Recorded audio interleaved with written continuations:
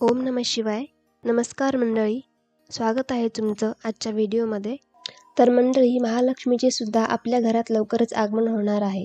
भाद्रपद महिन्यातल्या शुक्ल पक्ष अनुराधा नक्षत्रावर महालक्ष्मी आपल्या घरात येतात. प्रत्येक घराण्याच्या रीतिरिवाजानुसार गौरी पूजन केलं जातं. महाराष्ट्रात काही भागात महालक्ष्मी म्हटलं जातं तर काही भागात ज्येष्ठा गौरी म्हटलं जातं. ज्येष्ठा गौरी आवाहन म्हणजेच आगमन. त्याचे नियम काय आहेत, मुहूर्त काय आहे गौरी पूजन व त्याचा मुहूर्त काय आहे, तसेच गौरी विसर्जन व मुहूर्त आपण या व्हिडिओत पाहणार आहोत. ज्येष्ठा गौरी पूजन शुभ मुहूर्त मंगळवार 10 सप्टेंबर रोजी अनुराधा नक्षत्रावर. तर ज्येष्ठा गौरी आवाहन रात्री 6:57 हा शुभ मुहूर्त आहे. या शुभ मुहूर्तावर गौरीचं आवाहन करू शकत नसाल तर रात्री 8:03 आपण आपल्या गौरीचं आवाहन करू शकता, पण राहुकाळ पाहूनच आवाहन करावे. या दिवशी राहुकाळ 10 सप्टेंबर रोजी दुपारी 3 वाजेपासून ते 4:30 राहुकाळ असणार आहे. यामुळे राहुकाळ वगळूनच ज्येष्ठा गौरीचे आवाहन करावे. तर सर्वप्रथम आपण गौरीचे आवाहन म्हणजेच आगमन कसे करावे ते पाहूयात.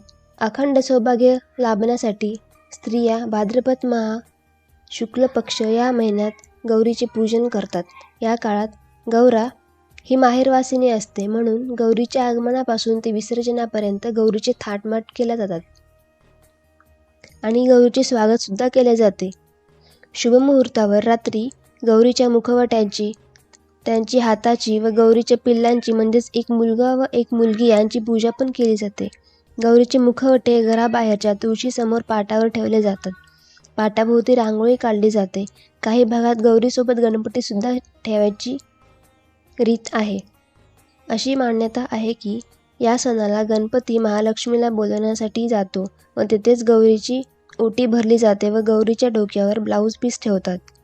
तुळशीपासून ते घराच्या देवाऱ्यापर्यंत महालक्ष्मीचे रांगोळीने पावले उमटली जातात व महालक्ष्मीची ओटी भरली जाते. तसेच महालक्ष्मीला पानाचा विडा दिला जातो. महालक्ष्मीचे दुष्ट सुद्धा काढले जाते. परातीमध्ये गव्हाच्या राशीवरती महालक्ष्मीचे मुकुटे ठेवून घरात प्रवेश केला जातो व प्रवेश करताना घंटी वाजवत किंवा चमचा प्लेटच्या आवाजाने महालक्ष्मीला घरात आणलं जातं. घरात प्रवेश करताना फुलांच्या पायघड्या घातल्या जातात व दारामध्ये माप ठेवून माप ओलांडून घरामध्ये प्रवेश करतात.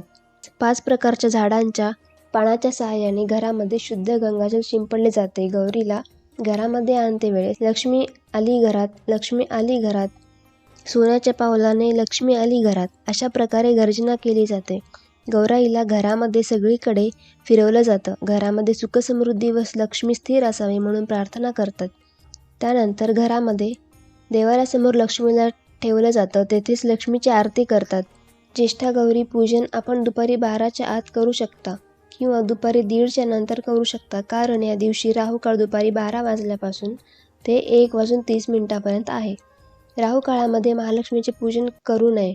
राहुकाळ संपल्यानंतर महालक्ष्मीचे पूजन करावे व 1:30 राहुकाळ संपणार आहे, त्यामुळे 1:30 नंतरच आपण पूजा करावी. तर महालक्ष्मीसाठी मकर तयार केला जातो. महालक्ष्मीला छान सजवलं जातं. समोर 5 प्रकारच्या राशी मांडल्या जातात व दोन्ही लक्ष्मीच्या मध्ये गणपती ठेवला जातो. गौरीच्या समोर तिचे 2 पिल्ले म्हणजेच एक मुलगा व एक मुलगी ठेवले जातात व समोर खूप खेळणी ठेवली जाते. नाना प्रकारच्या वस्तूंनी, फुलांनी व फळांनी तो मकर सजवला जातो. वेगवेगळ्या प्रकारचे लायटिंग पण लावल्या जातात. तसेच लक्ष्मीला दांडा व हार घातला जातो. गौरीसमोर अखंड समया ठेवून समोर 5 विडे ठेवण्याची पद्धत आहे. गौरीसमोर फराळाच्या वस्तू ठेवल्या जातात. त्यात अनेक प्रकारचे लाडू, चकली, करंजी, शेव, अनारसे, बालुशे असे अनेक पदार्थ ठेवले जातात. लक्ष्मीची आरती केली जाते. लक्ष्मीला पुरणपोळीचा नैवेद्य दाखवला जातो व नैवेद्य केळीच्या पानावरती व्यवस्थित दूध, पोळी, तूप, आमटी, कुरडी, पापड आणि भात अशा पद्धतीने व्यवस्थित ठेवायचे आणि 16 प्रकारच्या भाज्यांची पण भाजी बनवली जाते. लक्ष्मीसमोर 16 दिवे, 16 मुटके ठेवले जातात व लक्ष्मीची आरती केली जाते. काही भागात महालक्ष्मीला गाठी घेण्याची पद्धत आहे. त्यामध्ये हराळी, आगरडा, विलायची, हळकुंड, खारीक, खोबर यांची अनेक प्रकारच्या फुलांची पाने यांची माळ तयार केली जाते व ती महालक्ष्मीच्या गळ्यात घातली जाते. गौरी विसर्जनाचा मुहूर्त दुपारी 1 वाजल्यापासून ते रात्री 9:51 आहे. तर आपण गौरीचे विसर्जन करू शकता. तर विसर्जनाच्या दिवशी सकाळी महालक्ष्मीला कानवल्याचा नैवेद्य दाखवला जातो व गौरीची आरती केली जाते. तर सर्व मुहूर्त अजून एकदा सांगते. ज्येष्ठा गौरी आवाहन 10 सप्टेंबर रोजी रात्री 8:02 आपण गौरीचे आवाहन करून आसनस्थ करावे.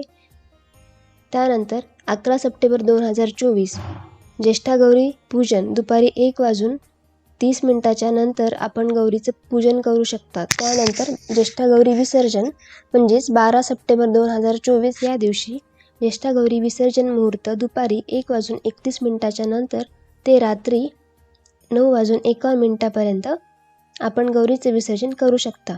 गौरी आवाहन हा एक प्राचीन पारंपरिक विधी आहे, जिथे माता गौरी म्हणजेच माता पार्वतीला आपल्या घरी निमंत्रित केले जाते. गौराई माता ह्या समृद्धी, शांती आणि कुटुंबाचे आरोग्य देणारी देवी आहेत. या आवाहन विधीद्वारे घरी सुख, समृद्धी, ऐश्वर्य आणि आशीर्वाद मिळतो. तुम्हाला जर हा व्हिडिओ आवडला असेल तर नक्कीच लाईक आणि शेअर करा आणि चॅनलवरती नवीन असाल तर सबस्क्राईब करा. धन्यवाद मंडळी.